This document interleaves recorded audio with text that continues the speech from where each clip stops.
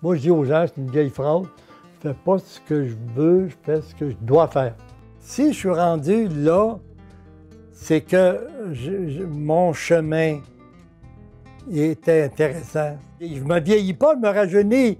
92 ans, c'est pas vieux. C'est tout jeune dans l'unité. Moi, je suis comme, tu sais, ça graine d'étoiles, là, tu sais.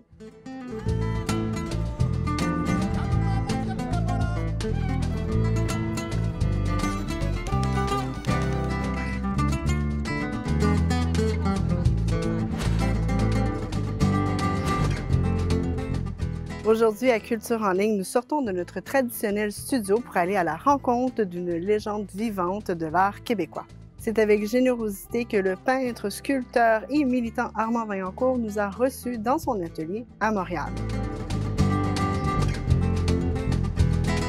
À 91 ans, rien ne semble l'arrêter, toujours avec un esprit fougueux, une passion débordante et une créativité sans limite.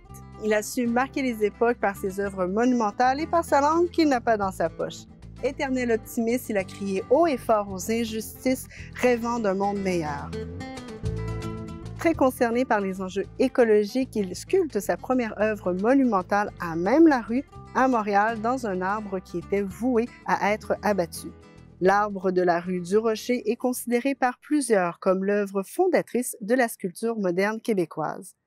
Un fervent de la liberté, son nom résonnera à l'international avec Québec libre, une fontaine construite à San Francisco. Il offre également une fontaine monumentale nommée Justice devant le Palais de justice de Québec. N'ayant pas froid aux yeux, il soulève l'épave d'un chalutier à la verticale pour créer Cœur des îles aux îles de la Madeleine. L'une de ses plus récentes œuvres, intitulée La Force ouvrière, se situe à Longueuil, qu'il a construit en hommage à son ami, le syndicaliste Michel Chartrand. Né en 1929, Armand Vaillancourt a une force de caractère qu'il s'est construit sur la ferme familiale, ainsi qu'avec ses parents qui, dit-il, étaient exceptionnels. Il nous partage un pan de l'histoire rurale québécoise qui a su forger l'homme derrière l'artiste. Moi, je suis né en 29, 3 septembre. Donc, c'est le début de la crise mondiale. Oui. Du côté de mon père, ils étaient 16 enfants. OK. Et du côté de ma mère, ils étaient 16 enfants. Et mon papa et ma maman, ils ont eu des hivers, j'imagine, assez longs. Donc, je suis le 16e d'une famille de 17 enfants. C'est ça. Hein? C'est des gens qui étaient éveillés. Ma mère une 3e année, mon père une 3e année, mais ils ont eu beaucoup de contacts humains avec les populations. Chez nous, c'était un endroit de référence pour avoir des discussions. Et moi, quand j'étais jeune, j'avais 12 ans, puis je m'assoyais à la table avec les adultes, puis je discutais avec eux autres, tu sais, dans ma tête. Mais un enfant qui grandit sur une ferme comme ça, il y a tellement d'obligations, puis il y a tellement de jeux qu'il n'y a pas à demander des permissions constamment aux adultes. Oui. Il peaufine sa force intérieure et ça fait un enfant fort. C'est ça. Et ces enfants-là, ça a fait moi, ça a fait mes frères, ça a fait ça. Mais à la ferme, t'es un esclave, dans le sens de tout le monde, mais t'es pas un esclave, mais t'es 16 jours par semaine. Tu as des animaux, des 15, 20, 25 vaches. Il faut tes traits à main. Je n'ai jamais eu d'électricité sur la ferme. L'électricité est arrivée au début des années 50 à la ferme chez nous, mais on n'était plus là, nous autres, là. Et puis, un fanal pour aller à l'étable le soir.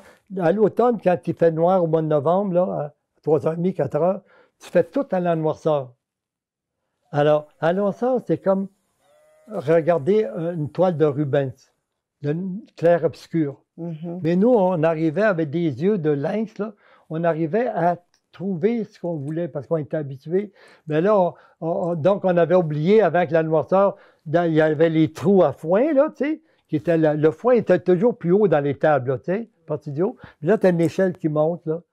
Et puis là, tu t'en vas acheter du foin. Mais si tu es en noirceur, tu y vas pareil. Puis on est petit, puis on est jeune. On n'est pas peureux, mais on dit, j'aurais jamais dit à mon père que j'ai peur d'aller là. On était bien trop orgueilleux. Vaniteux, les jeunes, tu sais. Mais on n'a pas de photos de nous quand on était vrais. Ouais. Mes sœurs, mon père était comme tes sœurs, man, dans sa tête. Il n'y avait pas d'affaire à le dire. Mais mes sœurs étaient plus embourgeoisées, disons, dans le sens que fallait être propre, fallait être ci. J'ai jamais une photo, ça n'existait pas, là, des photos que dans nos têtes, là. Non, non. Puis, ça prêterait les vaches. Où, là, mon père nous dit, un des enfants, là, qui veut aller passer la nuit, aller coucher dans les tables? Parce qu'il y a une vache qui va veiller. Ça veut dire, là, toi, tu es le docteur, là, t'sais. Mais nous autres, c'était tellement naturel. Faire ça, c'était comme, je sais pas, laver la vaisselle. Ou frotter le plancher le samedi matin après avoir été allé à l'étable et tout ça. On aimait ça. Les terres étaient pauvres chez nous qu'on avait parce que les plus belles terres avaient été données à beaucoup d'Anglais. Maple Grove, Salaberry, Cranberry, New Ireland, Tadoussac, tout ça, Halifax, ça s'appelait comme ça, là. Saint-Ferdinand d'Halifax. Imagine-toi donc, on est loin d'Halifax, là, tu sais. Ouais. Mais c'était des noms. Puis les orangistes, ceux qui ont été contre la Révolution dans le sud des États-Unis, puis tout ça, ils ont immigré au Canada. Alors, c'était le régime anglais, tout ça, là. C'est pour ça que moi, je me bats. J'ai la conscience sociale Oui. pour faire du Québec un pays. Mhm. Toute mon énergie, je l'ai placée sur ça. Oui. Et toutes mes bévues, toutes mes destructions qui ont eu lieu, ce sont les gouvernements successifs qui m'ont écrasé. Vous le connaissez, bien moi, je me dis non, ma peau, là, tu ne peux pas l'avoir, cette peau-là. C'est mon arme, et cette arme-là, c'est à moi. Mais perdu, j'aurais pu avoir des contrats de 3 millions, j'aurais pu des contrats de 300 000, 200 000, des reconnaissances avec Ottawa, la RCA, les grands titres canadiens. J'ai dit non, hein, moi, les gens qui sont des traditionnalistes, moi, j'étais sur des jurys qui avaient le groupe D7, qui avait les ci, ça. Puis à un moment donné, j'étais à Toronto, j'étais à Calgary, j'étais à Vancouver. J'aurais dit, mais écoutez, ces gars-là, c'est surtout des hommes dans le temps, il n'y avait pas beaucoup de femmes, malheureusement. Oui. Hey, la Terre m'a donné beaucoup, beaucoup, beaucoup. La pauvreté m'a donné beaucoup, beaucoup, beaucoup. Le devoir de travailler, jamais mon père a levé la main sur nous. Jamais mon père ou ma mère ont dit « Ah, tu vas pas assez vite, tu devrais faire comme ça. » Toujours mon père disait « Les enfants, prenez donc le temps de faire ce que vous voulez, ce que vous avez à faire. » Moi, je dis aux gens, c'est une vieille phrase, « Je ne fais pas ce que je veux, je fais ce que je dois faire. » Ça, c'est comme clair du jus de pipe, là, tu sais. Vous, là, on pourrait dire que cette jeunesse-là, sur la ferme, ça vous a vraiment forgé, puis vos parents vous ont laissé la place d'être vous, un peu, de vous exprimer. Donc, mais pas à moitié, c'est totalement nous, mais on n'était pas en conflit. C'est ça. On n'avait pas, on savait qu'est-ce qu'on devait faire. Là, ben, s'il pleuvait l'été, disons que c'était dans le temps des foins, mais là, on enlevait les faux sur les faucheuses, là, la faux à peu près 6 pieds, juste les dents, là. Mais là, on passait une partie de l'avant-midi ou là, dans la vieille maison, là, on ouvrait la porte qui glissait comme ça, une vieille maison, qui existe encore aujourd'hui. Oui. Puis la maison aussi familiale existe encore, mais ils ont tout, en tout cas, tout volé, pas volé une façon de le dire, tu sais. Ils ont fait des coupes à blanc dans la forêt, là, pour des milliers de dollars qu'ils ont ramassés, là, puis il y a des terrains de course, des motos dans ça, là, c'était comme... c'est terrible. T'sais. Mais c'est parce que les gens ne sont pas respectueux. T'sais. Ils ne pensent pas. Nous autres, on n'avait jamais des coupes à blanc. On coupait le bois. Moi, j'ai travaillé, on allait dans le bois, on était des bûcherons, là. Moi, j'étais comme champion à la hache, là, t'sais. Puis moi, j'avais une énergie. Puis même encore aujourd'hui, tu ne peux pas me brûler. Non, mais c'est ça. Parce que je suis calme, puis je vais jusqu'au bout de mes affaires. Ben, si je perds connaissance, tant pis pour vous autres. Et puis ça va être là. Mais autrement que ça, c'est pas comme le temps qu'il faut, c'est le temps. Laissons à la nuit le temps de recouvrir le jour. J'avais 13 ans peut-être quand j'ai écrit ça. J'avais beaucoup, beaucoup d'écrits. Mais aujourd'hui, je serais curieux de savoir qu'est-ce que je pensais, moi, pour écrire. Je pouvais écrire 40 pages sans arrêter, jusqu'à temps que mon bras soit mort là, de fatigue. Là, tu sais. Depuis 1955, Armand Vaillancourt va à la rencontre des jeunes à travers des ateliers artistiques qu'il donne dans les écoles. C'est avec écoute et respect qu'il les initie à découvrir leur plein potentiel. Selon ses calculs, c'est 150 000 jeunes qu'il a initiés à l'art, non pas pour en faire des artistes, mais pour leur donner le courage de faire un premier pas dans leur vie. J'ai toujours voulu partager mes connaissances avec les autres. OK? Mais en 1955, j'étais à Sainte-Adèle. Il y avait Sainte-Adèle en haut, puis Sainte-Adèle. On a parti un poulailler qui n'était pas loin du centre-ville, tu sais, dans un champ. Mais moi, j'ai parti une école là. D'accord. Bien avant que ce soit les artistes à l'école, puis toute la potence, là. Mais là, j'ai des photos, là, avec John Max, qui était photographe je suis toute jeune, j'avais une petite barbe, ça. Et puis là, tu vois les jeunes qui sont en train de couper du bois avec des boxas qu'on appelait, là, puis des haches, tout ça. Mais ça, c'était fantastique. Puis là, le centre d'art, en haut ils m'ont dit, « Ah, M. Vaillancourt, on aimerait ça que vous puissiez faire des peintures avec les jeunes. » Oui. Alors, on est allé voir des compagnies, puis il y a juste des compagnies qui nous ont donné des galons de peinture, mais c'est de la peinture pour les autos. Alors, c'est une peinture qui est forte, là. Oui. Tu sais, épouvantable. Mais j'ai fait une performance en haut de la côte dans une grange qui était juste sur le bord, là. Puis Mousseau, puis les autres qui ont vu ça, qui étaient partis du Refuge de Laval, on a dit Armand, jamais que les gens du Refuge de Laval, les impressionnistes, tout ça, jamais ont fait un travail aussi fort que ça. Les enfants sont merveilleux. Oui. Mais il faut que tu les encourages, tout ça. Mais là, ça a commencé, puis à un moment donné, ça finit, tout le monde était avec les... Mais ça a été un désastre épouvantable pour nettoyer les enfants qui étaient avec des peintures à l'huile, là. Ben oui. Mais de la bonne peinture, tu sais. Oh, ça avait été un scandale épouvantable, mais c'était merveilleux ce qui s'est passé. Mais moi, j'ai continué constamment. J'ai travaillé, j'ai calculé à peu près 150 000 jeunes depuis 1955. Ah oui. Hein. J'ai fait des milliers d'œuvres. J'en ai récupéré quelques-unes, mais j'en ai partout dans ma maison. Mais la plupart du temps, ils les détruisaient, les écoles. Puis je ne veux pas être professeur. Moi, j'ai la job de faire ma job avec eux autres, puis personne va demander, toi, viens m'aider un enfant qui a besoin. On est 75, tu travailles 50 ou 40, comme ça. Puis je trouve du travail à tout le monde. Oui. Puis ils trippent à l'os. Puis là, quand ils sortent de là, 50 ans après, là, ils me voient sur la rue puis ils me sautent dessus. Ils n'en reviennent pas. Tu comprends? Mais il faut croire qu'il y a la graine de semence, elle est là, puis va l'arroser. Puis si elle est sur de la pierre, puis si tu es conscient, tasse-la un petit peu, puis me laisse un sentier fertile pour lui donner sa chance. Elle va peut-être mourir, peut-être. Moi, je ne suis pas là pour faire un artiste, pour faire un musicien, pour faire un peintre, ni un sculpteur. Puis mets-toi ça dans la tête, c'est pour aider dans le général de la vie. Tu sais? Mm-hmm. Tu sais, si tu ne sais pas clouer un clou, puis moi, j'en dis que tu vas donc l'aider à faire son clou. Puis tu dis, donne-lui le marteau. Ou prendre... Moi, j'ai vu des jeunes, là, des petits jeunes comme ça, une petite fille, je pense une fille ou un petit gars, là, qui avait des 2x4, mais longs comme ça, là, tu sais. Il prenait un clou, là,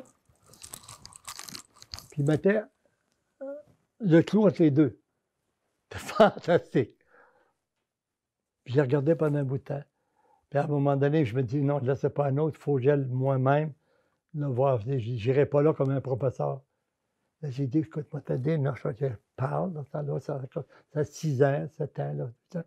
Là, prends ton clou, là, on va prendre le clou, puis ta main, puis moi, je vais t'aider pas te frapper sa main. Puis on va planter le clou sur une partie du 2x4, là. Mm-hmm. Puis là, après ça, on va l'embarquer sur l'autre. Là, on va les clouer ensemble. Moi, là, c'est comme... Puis souvent, Hey, Armand, moi, je suis comme. C'est comme le coq dans le poulailler, là, tu sais. C'est ça. Tout le monde veut m'avoir. Mais là, j'ai dit, ben, on va t'occuper de ça. Mais j'ai fait juste. Oh, ben non, je fais de la peinture, puis là, la petite fille ou le petit gars dans le coin, là, il est tellement timide, là, qu'il il est devant là, une toile collective, là, tu sais, puis je les mets toujours face à terre, là. Oui. Puis je mets des pots dans le milieu, là, des petits pots, là, puis on commence. Mais là, à un moment donné, ben, dis-moi ton pinceau, là. Je prends le pinceau, puis je prends. Pouf! Je fais un coup de pinceau, là, c'est POW! Là, ça le dégèle. C'est ça. Et souvent, c'est mes meilleurs. C'est ça, vous leur ouvrez l'esprit Ben, aux possibilités. Je leur donne le courage Oui. de faire le premier pas dans leur vie, dans la vie de ça. Revendicateur, Armand Vaillancourt n'a pas toujours des opinions qui plaisent à une majorité ou aux autorités. Se remémorant son passage à San Francisco lors de la construction de sa fontaine monumentale, il nous partage les différentes embûches qui se sont dressées sur son parcours. Il décrit lui-même en fait sa vie comme un exercice de perpétuel recommencement. Puis je suis costaud dans ma tête. Parce que pour moins que ça, beaucoup de monde ne sera plus là. Moi, j'avais toutes les raisons pour dire, ben, je crisse mon camp, là. J'en ai assez, là, parce que je me suis fait je me suis fait voler, je me suis fait voler là, des œuvres, ils ont tout détruit. J'avais des ponts roulants à côté du lac, tout ça. J'ai recommencé constamment ma vie. J'ai fait San Francisco, ils ont bulldozé mon atelier. Pourquoi? Parce que j'avais des amis amérindiens qui venaient chez moi, en anglais, 757 Folsom Street. J'avais un atelier qui avait à peu près 170 pieds de long, par 80 de large, et puis un deuxième aussi, là. Mais ils ont bulldozé mon atelier avec toutes les choses que j'ai faites en dehors de ma grande sculpture Québec libre, Oui. qui a été inaugurée en 71. Alors, peux-tu imaginer, moi, là, à un moment donné, je m'en vais. J'ai une amie, son père est propriétaire de Saturday Review. Mais quand tu es un journal aux États-Unis, tu es riche, là, tu es des millions de dollars. Puis elle, c'est une amie à moi. Elle me dit, Armand, you want to go to take a break, you take my car. Une petite Vaux, là. Puis moi, s'il y avait un jeune homme ici que je ne connaissais pas, je connaissais la mère de ça. Alors, moi, j'ai reçu ce jeune homme-là, au 757 Folsom Street, là. Mm-hmm. Puis là, je m'en suis occupé comme c'était mon fils, là, tu sais. Ah oui. Et à un moment donné, je suis allé à Big Sur, puis il y avait à peu près, je sais pas, 25 ans, 26 ans, là. J'ai dit, OK, veux-tu faire le voyage avec moi? On fait le voyage, puis on est allé à Haslam Institute. OK. Place magnifique. On a passé 10 jours quand j'ai travaillé. On s'est trouvé deux amis de filles qui étaient là. On a dansé, puis on est parti avec eux autres. Puis je suis revenu avec moi, déposer mon auto, ma Volkswagen. Là, il prend un taxi. Puis quand je suis arrivé sur la rue Folsom, le Chinois qui était le chauffeur de taxi, il regarde en disant, t'es fou, toi, il n'y a pas de building. Tout était bulldozé, puis il y avait un immense bulldozer à l'autre bout qui avait tout détruit. Je trouvais un morceau de linge, tout ça. Je n'ai jamais fait un rapport à la ville de San Francisco. Non. San Francisco a tout vidé des immenses des buildings désaffectés que les Indiens louaient à San Francisco. Je leur ai dit, you are coming to my place. 757 Folsom Street. Ils venaient déjà là. Mais là, c'était terrible. La ville m'a dit, vous vous débarrassez des Indiens. J'ai dit, écoutez-moi bien, là. Si vous touchez à mes amis des Premières Nations, je termine jamais ma fontaine qui est là. Ils étaient pognés, là. Alors, ils ont m'enduré pendant tout le temps. Mais en 71, quand j'ai inauguré, j'ai parlé contre la guerre du Vietnam, j'ai parlé pour la liberté d'expression, j'ai parlé.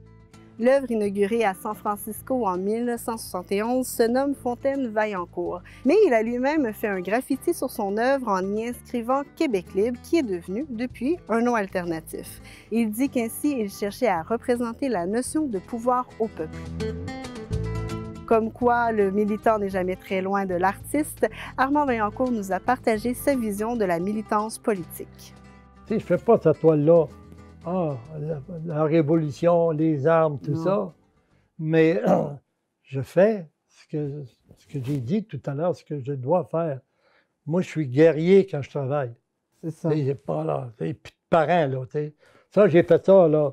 Ça, j'ai fait ça au Fofone électrique, là, à Noirceur, puis c'est ça. Nelson Mandela venait de sortir. Mais j'ai vu dans ma tête, moi, parce que je suis politisé, l'Afrique du Sud, là. Tu vois, le système, là, pourquoi qu'on n'est pas indépendant encore? On a été un des seuls pays au monde qui aurait pu adhérer à l'indépendance sans passer par les armes. Mais ça ne s'est pas fait. Alors, qu'est-ce qu'il faut? Mais là, tu ne peux pas dire, moi, je prends les armes, là, tu sais. T'es quand même pas fou, là, tu sais. Faut... Là, moi, je pourrais mourir pour une cause, mais pour une bonne cause. Mais je ne veux pas mourir comme un petit cave, là, tout seul, là. Ah, moi, je suis pour ça, puis là, je donne ma vie à ça, là. Ben non, c'est pas ça, là. Mais tu peux faire par un exemple. Prendre ta vie en main, puis décider d'en faire un symbole. Mais pas tu sais, pas commencer à tirer le mal. Moi, te prendre pour, c'est pas moi, pas un révolutionnaire. Un révolutionnaire, c'est par l'éducation, tu peux le faire aussi. Par l'instruction, mais pas ce on nous a appris, là. Puis on parle des années noires avec Maurice Duplessis. Tu sais, on est encore dans le système. Il faut sortir de ce système-là, puis il faut travailler pour évoluer dans d'autres choses pour que ça change. Tu sais, si tu es dans un gros bassin, puis il est tellement, tu sais, gros, puis tu ne peux pas sortir de là. Tu as juste la tête qui est sortie de là. Mais essaye de monter là, toi. Tu es tout seul. Tu vas mourir là, puis tu vas finir par ta tête va tomber dans... Mais on est comme ça dans notre société actuellement. On a la tête sortie de l'eau, puis on nous en donne juste assez pour dire ferme ta gueule, ça pourrait être pire. Mais il faut être capable, il faut être prêt à aller au pire pour que ça devienne un mieux. Oui. Tout ça dans le pacifisme, parce que vous êtes quand même un homme... Non, moi, je suis pas un homme de paix. Je suis un homme... Yasser Arafat avait une belle phrase. Oui. La paix, oui, mais avec la justice. C'est pas... Je copie pas ça de l'autre, mais je vois des gens qui sont dans la même armée. Je vous écoute parler, puis vous êtes un bagage d'histoire, un bagage d'expérience.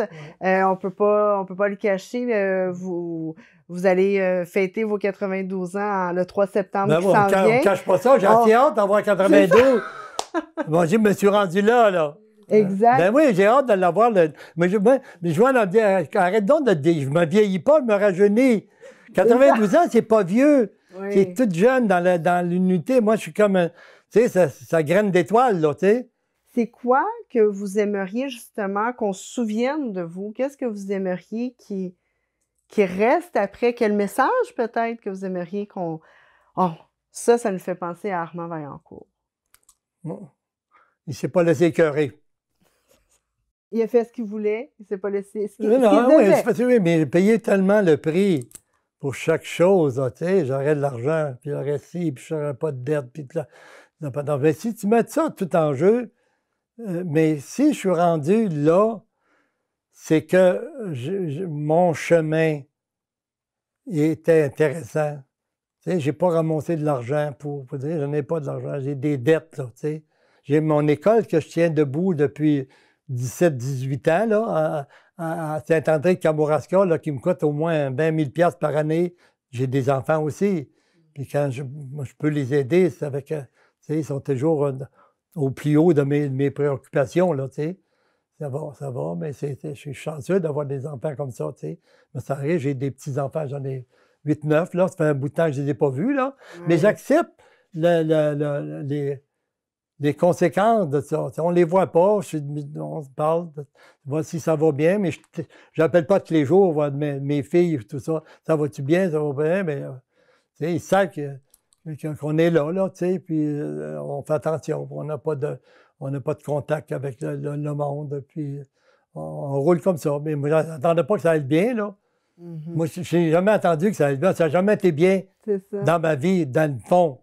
Tu sais, vis-à-vis de la société. Ben, on peut au moins espérer peut-être de voir un jour un musée à Vaillancourt. Ben, le musée, c'est pas pour moi, c'est pour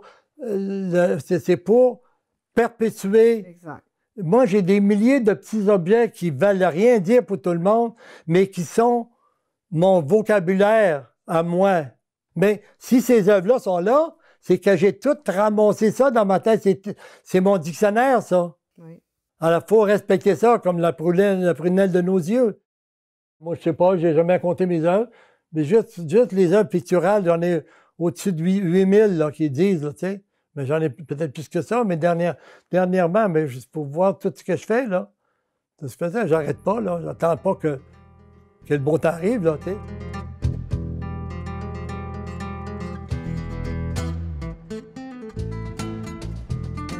Armand Vaillancourt dit que ses œuvres sont son dictionnaire. Pourrons-nous dire une encyclopédie en plusieurs volumes puisqu'il est un des artistes les plus prolifiques? Et attendons-nous à ce que de nouvelles pages s'ajoutent à son répertoire car Vaillancourt n'est pas prêt d'arrêter de créer.